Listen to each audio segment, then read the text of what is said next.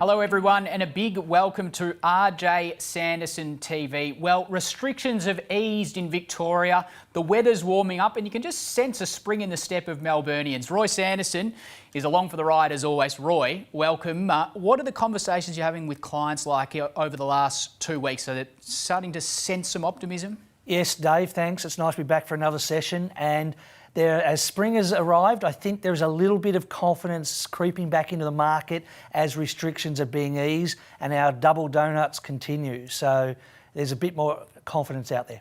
A hiccup, as we've seen in South Australia at the moment. So perhaps some of the things we're going to talk about today, most of the indicators we're going to talk about today have a lag effect. So we don't know what's going to happen in South Australia, but our fingers are crossed that it's not, or that the outbreak is contained. Yes, and so far so good.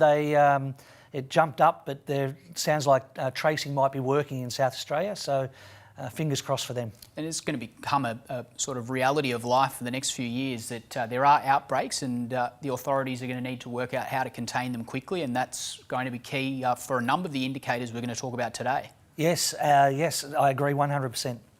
We've got a big show coming up. We're going to have a chat to Darren Hutchins from Orion Real Estate, and we're going to talk to a young entrepreneur about an idea that's come out of COVID. We're going to talk about interest rates and how it's affecting property investing. And one thing that we're going to start with on our news headlines is confidence, because that is an area that we've spoken about a lot over the RJ Sanderson TV episodes. And the Consumer Confidence Index is at the highest point it's been since 2013. As we have a look at this graph, Roy, this is something that I wanted to bring up because you can see there that at 107.7 points, the Melbourne Institute and Westpac Bank Consumer Sentiment Index for Australia has increased 2.5% month over month, and it is the highest reading since November of 2013. You can see there that in January, the confidence index started to fall, and then in April it hit sort of rock bottom, but interesting to see that it started to fall in January. Yeah, and if you recall back, that probably relates to, we had issues with poor retailing numbers, people were buying online, we had bushfires, but really it bottomed out when the pandemic hit. And to see that, you know, the best confidence numbers for 7 to 8 years, that's quite extraordinary.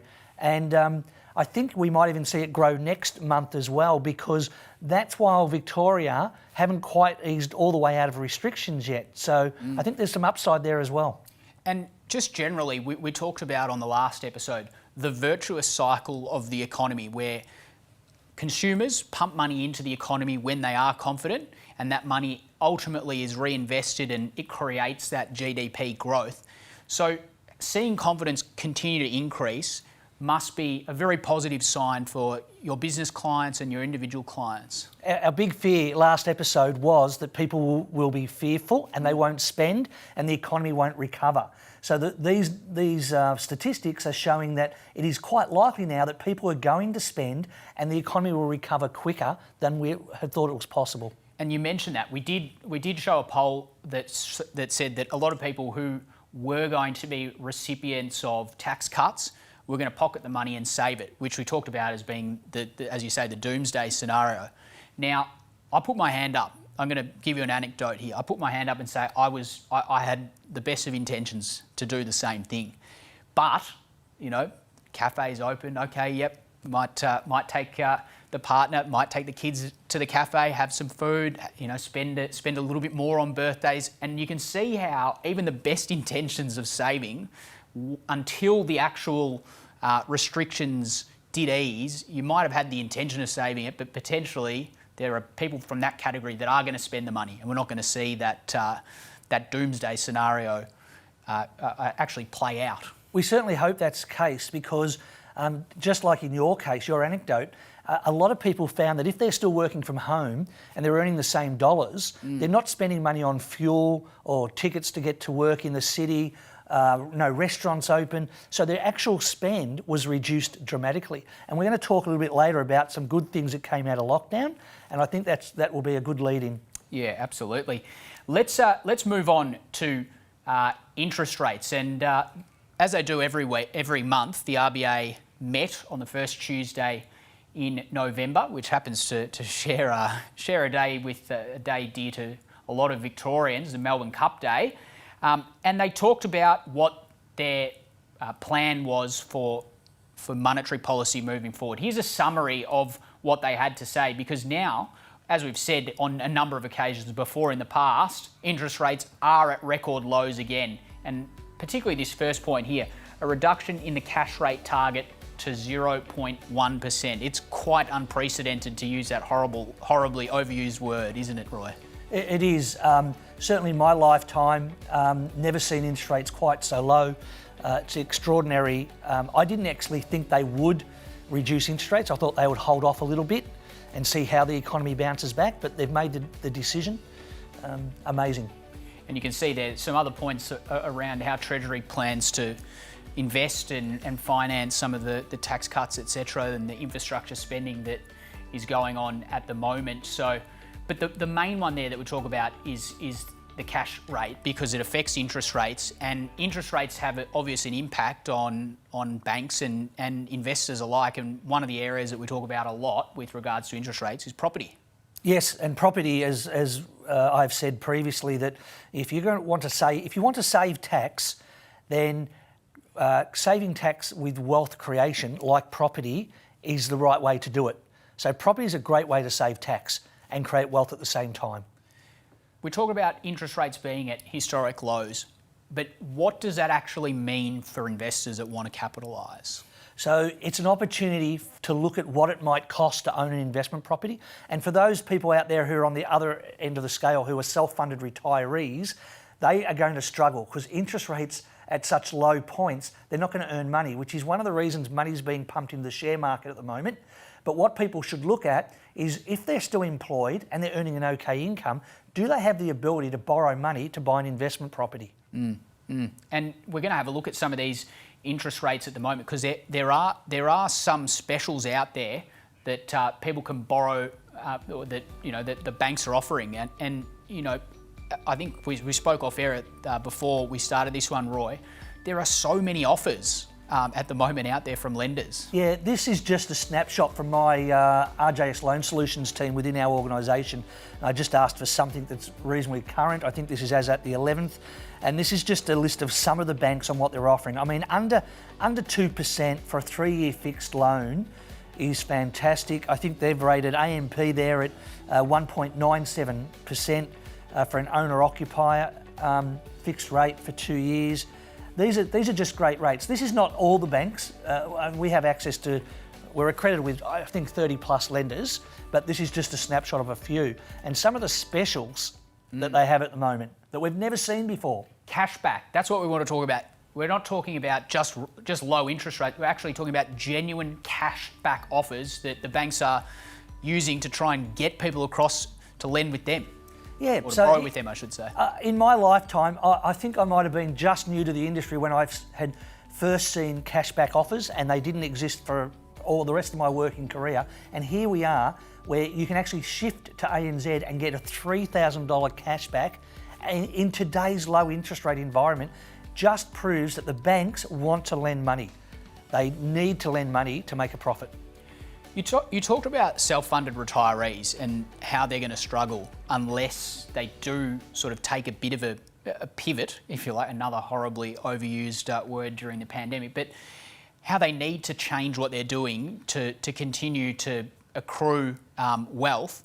What should they do if they're in this predicament? What should they do? Is the first step just coming and having a chat about what they can do with their capital? And this is not necessarily a plug for RJS, but they should be talking to a wealth manager who can assist them. If they're already retired, then they need a roadmap on how they can make more money. Because if interest rates have been dropping for so much for so long, that what they used to earn is not what they're earning now. And to divest and invest in possibly Australian shares, which we will talk about, the fact that the Australian share market has been up and down, but the belief is the Australian share market's on the way up. And that means that not only can an investor get a better return than fixed interest, but they can also get franking credits or tax credits, because the companies listed on the stock exchange are paying tax, and that is refundable to retirees. There's more risk, I suppose, for retirees.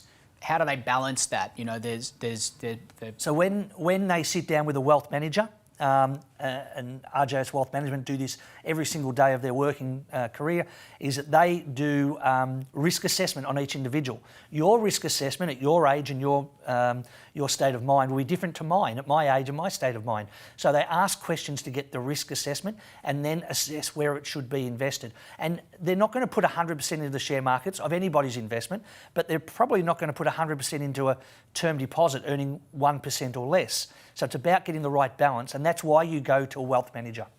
Interesting. And you mentioned the stock market's been up and down. It's also been turned off as well. There we had it. That's quite extraordinary. What happened yesterday on the ASX? That is. I think the market was up about 1.25%. They had a glitch due to a computer upgrade the day prior, so they decided just to close the stock market. I'm not sure what happened today because I didn't get a chance to look, but there's a question and answer comment section on our Facebook site. If anybody has any comments, let us know what today was, and we'll either comment about it or respond by typing a response in. Absolutely. And as you mentioned, if you've got any questions, not just about the stock market, but about anything, make sure you do ask them in the comment section. Now, just quickly, before we move on from the RBA's stance on monetary policy, they did also give some indications to their economic outlook. And there was one thing that caught my attention, Roy, and that was the unemployment rate. As we see a graph of this, you can see that the forecast for unemployment in the very short term, regardless of whether that's the baseline, the upside or downside scenario, is that unemployment will increase. And they give an interesting reason for that. It says, in the next few months, labour market participation is expected to increase as restrictions ease further, outpacing the expected growth in employment. Now, some people might see an increase in the unemployment rate as a negative, but the fact that they put that down to an increase in the labour market participation says to me that that is actually a good sign. There are more people that want to participate, they want to go back into the workplace. They may not have had the risk appetite to want to go outside with restrictions or with the threat of COVID, but the more people in the labour market in the short term, yes, employment is actually going to lag behind that slightly, but that is a good sign in my book. Yeah, I also see it as a good sign because they're not only forecasting that unemployment goes up because of higher participation, but they're forecasting it's going to come down relatively quickly. So those people who are looking for a job are going to get a job that's as per their forecast. So that's not bad for the economy at all. It's a good point, as you say, that it comes down. It means that the increased participation all got a job, which is good signs all round. Moving on, because we're talking about businesses recovering from the pandemic. And we spoke to Paul Guerra from Vecchi last time, who talked to us about the mentoring program on Sanderson TV. And RJ Sanderson Associates have been appointed as someone that can undertake the mentoring program. It's called On the Panel. So we're on the panel. There you go. If somebody applies for the mentoring program through the Vecchi website, which if you can't find that, go to our website and we've got a link to it. You can apply for funding and get free mentoring. Paid for by the state government as one of their grants. And this is a snapshot of what we go through. So what you're seeing here is a graphic around the 10-step roadmap to recovery and beyond. And just to quickly go through a few of them, obviously this is for businesses that want mentoring. Appoint a mentor. You go through what do you learn during COVID, reevaluating finance budgets, business plans, goals, SWOT analysis, marketing, promotion, reporting and management, and then repeat and reinvent. So what are some of the conversations you have with your clients on this? So our conversations around whether we meet an hour a week, an hour a fortnight, 2 hours a month, whatever it is that suits the business. And we don't go from, you might look at that 10 steps and go, I want to do steps 7 and 8. Well, you've got to start at step 1 and 2. And you've got to work through the process to rebuild your business from scratch, from not necessarily from start, but actually from what you learnt and what you need to do different going forward. And it is fantastic to get a different perspective on your business, a different, fresh set of eyes on your business. And that's what mentoring is all about. So the clients that come to you, are they clients that have been decimated by the pandemic, or are they clients that are just intrigued to see what their potential is? Oh, In actual fact, I think more come to us who have relatively good businesses and they're looking for they want to take it to the next level. There are some that have been decimated that have come to us and said, let's apply for the state grant, and we then take on that mentoring role. They don't necessarily have to choose RJS, but RJ Sanderson are one of the panel. You get a list of around 15 accounting firms statewide to choose from. We'll be one of those. But some of these businesses are just looking to say, I know I can do better. And business people in business get buried in the business. They need to be forced, wedged out of the business to talk on their business. And that's where the mentoring forces that. And you sort of mentioned there the 10 steps. How important is it to go through all 10 or not? I'm sure there'd be people that try and attempt to skip, oh yeah, we've got those under control, skip steps. Once you've started the program, you actually realise it's not logical to skip steps because if you want to do it right, they're in a particular order for a particular reason. And you can't start at the end with the full business plan. You've actually got to take little steps. And we're not going to sit down for 2 weeks in one go. We're going to do this bit at a time. Well, the business mentoring program, if you want more information, visit rjsanderson.com.au. Now, on RJ Sanderson TV, Roy, we've spoken a lot about the downside of the pandemic. We've spoken about the recession. We've talked about unemployment being higher. We've talked about JobKeeper and JobSeeker and the need for it and the need for stimulus.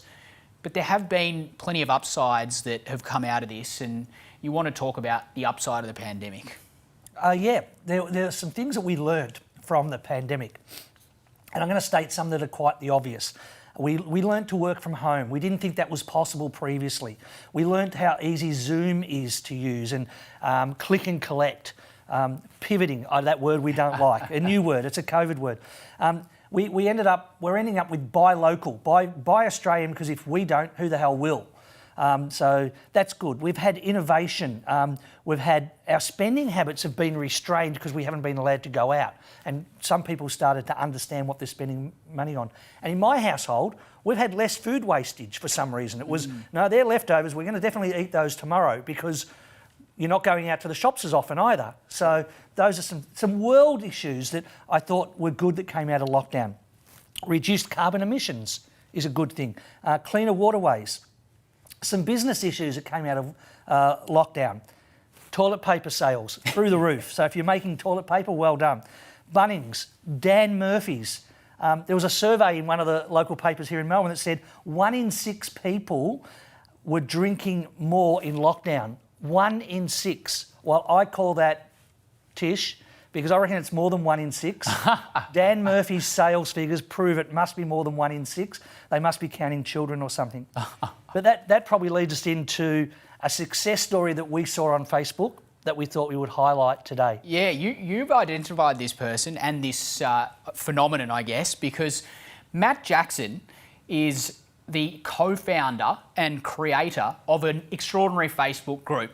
It's called the Bunnings $85 Jumbuck Mini Spit Society, and he's joined us on RJ Sanderson TV to talk about his experience. Matt, thank you so much for joining us today on the webinar. Thanks for having me, Dave and Roy. Much appreciated. Tell us a little bit more about what the Bunnings $85 Jumbuck Mini Spit Society is. So firstly, it's a group on Facebook that's got everyone in it that enjoys cooking a spit. Bunnings, if you don't know, make this mini spit, this Jumbuck mini spit. It is retails for it's actually $84.90, but I had to round it up to make it a bit easier. It provided a lot of joy over lockdown. I suppose the group was born out of a solution to my problem that I had no idea what I was doing when I first got the spit. So, I created the group, and I knew a few friends had spits, and we started cooking up on the weekends at the very start of lockdown here in Melbourne. And it's evolved since then. One thing's led to another. And we can see there, at the moment, 20.6 thousand members on Facebook, and it's a very active membership. They're always commenting, always liking posts. Did you ever think that it would get to that sort of level of engagement? No, what started off as probably 10 guys all having a bit of a laugh quickly grew to 200 to 500 to 1,000. And with the engagement, it's very interesting you say that. I was just having a quick look. I think in the last 60 days, we've had about, 30,000 posts, like 200,000 reactions, 70 to 80,000 comments. So the group's just full on. You can imagine this isn't my job, obviously. This is not what I do, but keeping up with all the notifications is actually quite difficult. And I suppose, at what point did you start this during COVID? Like, was this right at the start? And what was sort of the motivation behind starting the group? Yeah, it was the start of the second lockdown, Dave. So the start of the second lockdown, I thought we're going to have a lot of time on our hands here for a very long time. And it was pretty much to give myself something to do on the weekend where I'd normally be out, in the past playing local footy or fishing or golfing or seeing friends and family. This was something that you could take up, 3 to 6 to 7 hours by the time you prep and cook the whole meal and fill in a nice big chunk of time on the weekend. So that was the sort of theory behind it, and that's what it did, and it grew legs. And once we got to about 900 people, it entered on someone entered it on the 3AW rumour file, and that's where it started to get a little bit more traction. Matt, I was intrigued when I first saw it, and curious about the fact that Bunnings was in the name of the Facebook site. Did you get any sponsorship with Bunnings? If you had any conversation with them, how did that evolve? Yeah, Bunnings was in the name, and I didn't think of it too much at the start because obviously I didn't have much expectation on it going past 10 close mates. But once it did start to get a little bit of traction, that obviously had to be considered. And Bunnings, did eventually get in contact with me, and they've been, they've been super supportive of the whole group. I suppose it would be quite easily, if they didn't want something like this, to be able to shut it down. But I could imagine with the slight increase in jumbuck revenue, that it probably wouldn't be in their best interest to do that. So, no, they've been nothing more than supportive. They didn't want to sort of come on board from a sponsorship sort of thing, because what we did is through that whole lockdown period, we actually had what was called a Spitter of the Week. And what that was allowed us to do was promote local businesses, anyone from carpenters to builders, butchers. We had your good friend Roy, Paul and Christy Worsling's shop that put up prizes every week, and were able to do a bit of cross promoting across the page and with the local businesses. So they didn't want to step on the businesses' toes from that point of view, but they have been obviously supportive of the group. And what I want to do eventually is try and create some sort of world record attempt where we all venture onto an oval or a space and, have 2,000-3,000 jumbucks all spinning at once. And they're really keen to get behind something like that. That sounds awesome. Now, I'm the accountant in the room and the business advisor and the mentor. And at the moment, there's a lot of time and effort into this. And I think you're making double donuts money out of it, which is wonderful, because there's a niche here that was needed in lockdown. Going forward, Matt, how do you monetize this? How do you turn this into something that can be profitable without being greedy? Yeah, it's a good question, and I knew coming on this show, that was one I was probably going to face. And that's the number one thing, Roy. You obviously don't want to be seen as greedy and leveraging off the lockdown that was. Initially, Roy, what we're going to do is we're in the process of setting up a website that will be selling merchandise. So this will be sort of the first phase of it. We've had the logo designed by one of the members in the group. We've had the merchandise designed. So we're just in the process of developing the website.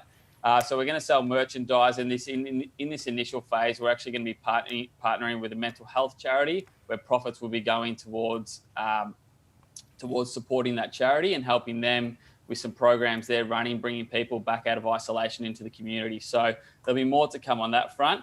I suppose moving forward, there's obviously lots of things we can do, and lots of people that have approached me from, cooking companies, food companies with spices and things like that. And obviously running the event would be something that we would look at, and how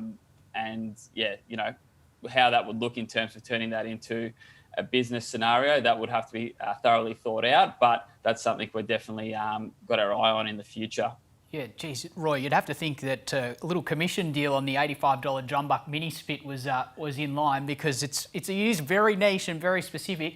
Have any of your members, Matt, commented on any supply issues on the particular product? Because obviously I think that it's a very particular spit that has gained so much momentum.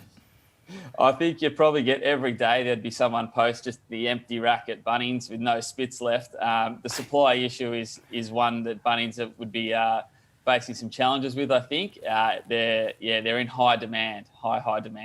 You mentioned off the top that this is not your full-time job. Obviously, you've got a day job. How do the two sort of combine? Like, have you found yourself, pulled away from your day job to manage the group, or any politics within the group, or have you balanced the two? Day job's definitely a priority, Dave. But believe it or not, and I do have people contact me constantly. It doesn't take up too much time now. There's been some good rules set in place. We've got some good moderators, some good admins, so it's not taking up too much time. Probably during the lockdown where I was at home literally all the time, I was giving it a little bit more air, but it's pretty self-sufficient at the moment. It's just keeping an eye on things. Obviously, with weighted numbers, you get some problems do arise, and unfortunately on the internet, some people can have quite a loud voice, so we have to nip that in the bud. But yeah, it's not taking up too much time, which is good. It's opening up some good conversations for my business, which has been handy. So we'll just keep it ticking along at the moment, I think. So, Matt, you said it's opening up some things for your business, and I know a little bit about your business, but you're obviously not putting much out there on the table. Tell us about your business, your full-time job. Tell us what you do, because, and I can see that it actually relates to this, and therefore how good you are in your full-time business. Tell us about that.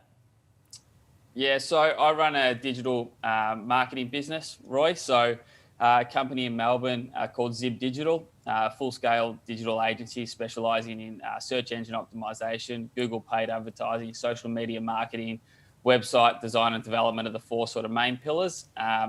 It's set up a little bit differently from a traditional digital marketing agency, where it's not, it's a franchise model. So where in the past you may have something that look like sales reps and account managers. That doesn't exist at Zib, and it's set up as a franchise. So I essentially run my own mini digital agency, I suppose you'd call it, and then use Zib's services to execute whatever it is I need for my clients. You can certainly see the crossover there, Roy. I see the crossover. So how do we contact you if we want to use your business, mate? I can post a link on this tonight if you want, and that'll take you straight to my landing page with some details there, and that'll be you can get straight through to me on a contact form there. Fantastic. Matt, we'll follow your business, and we'll also keep following the Bunnings $85 Jumbuck Mini Spit Society very closely. Roy, I must admit, I'm a recently admitted member of the group, so I'm excited to see what comes up over the next few weeks, particularly with Christmas coming up. I just feel like there's going to be plenty of interesting food on offer on the Jumbuck Mini Spit. Matt, thanks so much for joining us on RJ Sanderson TV. No, thanks very much for having me. And Dave, one thing is you need a cooking name if you're to jump on the page. So I'm the Crackle Man. I look forward to seeing your name. I'll have to come up with something. Matt, thanks again. Really appreciate your time. Thanks, guys. Matt Jackson, the founder and creator of the Bunnings $85 Jumbuck Mini Spit Society. And Roy, it just goes to show anything can happen if you have a crack. It's a fantastic story. I love it. Well done, Matt. Speaking of fantastic stories, as we always do, it's time for Roy's tax tip, because you've got another doozy for us today. What's the tax tip for today, Roy? Well, I wanted to run it by you and see how good your tax knowledge is, Dave. Okay. So we have a teacher that's come in. She teaches kindergarten. Perfect. She has purchased a goldfish bowl with some goldfish, 5 goldfish in this goldfish bowl for the students. It's kept at the school. We're talking prep and grade 1. And she wants to claim the goldfish bowl and the fish because she's teaching the young children how to look after a pet, how to make sure they're safe, how to feed them, responsibility. What do you think? Sounds like a tick to me. Like it's just like buying, supplies for the class. She's out of pocket, so we're claiming on her tax return. So yeah, I think I agree with you. So I said, right, how much did that all cost you? So $24,000 was the answer, because they're exotic fish. So we dig a little bit deeper and we say, well, hang on a minute, that is going to be looked at by the tax office. Why would you buy exotic fish for the classroom? And it seems that she's actually an exotic fish collector. She has a huge fish bowl system at home. So it now fails, really the reason she purchased it is not necessarily for the benefit of the children, more the benefit to cover her on what her wishes are as far as what she enjoys doing as a hobby. I see. It sounds a bit like the ATO has to use the pub test at times, and this one failed the pub test. We as accountants have to use a pub test every now and then as well, and it did definitely fail. Oh, maybe it was a bit fishy, is the comment that's come from out the back. I can't claim that came from out the back, but I don't mind that. One man that I already have an enduring relationship with, and we've spoken about property on this show already today, and it's great to welcome him because he's an absolute expert when it comes to the topic, is Darren Hutchins. He's a corporate director and founder of O'Brien Real Estate. Hutch, welcome to RJ Sanderson TV. Good evening, gentlemen. How are we? Oh, we're fantastic. Restrictions have eased and Victorians are back out and about. How has that affected you guys at O'Brien Real Estate? Oh, look, it's fantastic, Dave. We're finally seeing, some of our people returning into the office that have been struggling a little bit. They're, we're getting back to a little bit of normality. We're seeing people back in the shopping centres. We're seeing lots of buyer activity at the moment. It's just great to be starting to get back to some sort of normality. Darren, you guys sell around Australia, and Victoria's been the last ones to come out of lockdown. How do you see the rest of Australia have jumped in recent weeks, and how do you think Victoria's going to go between now and, say, the next 6 months? Do you think it'll be slow or it'll jump out quickly? Look, what we've seen, Roy, and Dave and I have spoken about this on another show that we do, but what we've basically seen is that there was that lockdown period and there was roughly 20,000 transactions that didn't happen here in Victoria during that period. So when you couple that with the existing demand, it's just game on. And look, we've spoken about within our organisation about Christmas and who's taking time off and everything else. I think Christmas this year is going to be a whole different look and have a whole different feel compared to years gone by where, you'd find that people would take off sort of middle of December. From a real estate perspective, it'd be basically tools down, come back middle of January, have that nice break over Christmas. I think this year with the lockdown, the 4-month lockdown, we're not going to have that. We're going to have Christmas Day, maybe New Year's Day. But what we're finding and what we're seeing in the marketplace at the moment, the demand is unbelievable, and good properties, they're hitting the market and they're gone, and they're going in 2, 3, 4 days. Who's driving that market? From the customer perspective, is it the first home buyer, the investor? Who is most of the people that are driving it?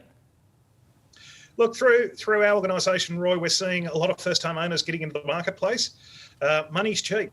Money's probably as cheap as we'll ever see it in our lifetime. And, first home owners are getting into the market. We're finding that there's second home owners that are looking to upgrade, and the cost of upgrading is relatively cheap as well. So, one thing that we're finding is that people are looking to upgrade, but they haven't really got all their ducks in a row. I actually had a property on the weekend where I had 2 buyers wanting subject to sales, which are really unheard of in Victoria nowadays, purely because they didn't know exactly what they could do. They were a little bit tentative around the press and the press that was being put out there as to whether they could sell their home quick enough to get into the other one. My advice is get to the bank or get to your broker, find out exactly where you're at, find out exactly what you can do. Have a chat to your real estate agent, and realistically, if your property is priced well, if it's presented well, it'll sell very quickly in this marketplace. Darren, as a tax agent, we get asked about superannuation and tax planning and saving tax. And one of the things that has grown a little bit over recent weeks, as confidence started to come back, is clients with self-managed super funds wanting to buy a property in a self-managed super fund. Now, I know it's not a lot of people because you need a couple $100,000 in super combined with your partner. Is that much of a market, do you find, in O'Brien Real Estate, self-managed super funds purchasing? Look, Roy, we don't see a lot of it nowadays. It used to be a real push probably 2 to 3 years ago, and then obviously with the Royal Commission and the tightening of lending, it sort of backed off. I'm a big fan for it. I just think I love property. I love the security of property. I think the beautiful thing about property is I haven't seen too many properties that have come down in value over the last 10 years. They generally, as Dave and I would say, up. But I just love that security over shares. That's my opinion. I tend to diversify on a bit of both, but I think there will be a push for more in the coming months. I think probably, my advice to anyone that's looking at doing that is get down and have a chat to the guys at RJS. Have a chat to them, find out exactly what you can do, because, as a good friend of ours, Dave, would say, Stavros, who's also a corporate director at O'Brien, property is your passport to wealth creation. There it is, the passport to wealth creation. We actually talked about whether that was going to come up, but Hutch, let's have a look at some of these numbers of sales in previous weeks, because we can see last week ending 8th of November, 6,483 sales nationally. But the next slide, I think, is the one that's really interesting as we change that one over. That I've got my slides out of order. This one is at week ending 1st of November, where we just saw this explosion of Victorian sales, 1,808, and to see more than 7,000 sales nationally. Is that what you guys were sort of preparing for during lockdown, when everyone couldn't go outside because there was going to be this massive increase in supply or built up supply? Absolutely, Dave. When you look at those numbers, they're actually unconditional sales. So that week ending, you'd see there's a little bit of a dip there in Victoria. That was probably a combination of the Melbourne Cup weekend. People, look, we just got hit really, really hard from buyers. There was a lot of pent-up demand and a lot of pent-up activity, and then you take it a couple of days over that Melbourne Cup weekend. So they're unconditional sales. I think you'll find, and I'm waiting to see the figures come through in the morning for the last week, but I think you'll find that the week will be back again, and it'll be back up again. So it's interesting to see the line is heading in the right direction, which is the main thing. When we see that, Hutch, I do want to interrogate that point though, when we see that massive spike in supply, do you think that's of concern for investors because, it might have an impact on prices, or is that something that you don't think is going to create any downwards pressure on prices? Look, Dave, I can't see there being any downward pressure in the next 12 months to 2 years. That's my prediction. Reason for that is, it's back to classic supply and demand. We're not building enough homes to meet the demands that we've got. So from a supply perspective, there's not enough property coming on the market to meet the demand. To give you an idea, I actively list and sell still, and we're finding that we're getting multiple offers on everything. So it's not a case of one offer, negotiate with the vendor. It's basically 2, 3, 4, in some cases 7, 8, 9, 10 offers on each property. So we had a property recently in Dingley Village, went to the market. We had 20 bidders on that, Dave. There was one successful bidder. So 19 bidders or 19 active buyers have missed out on that property. Interesting. Wow. Darren, I want to put the acid on you because you're amongst friends. For our investors and clients, where's the hotspots for the future? Where should we be looking right now? And don't stay on the fence. Give us some hard comments about what suburbs we should be looking at, mate.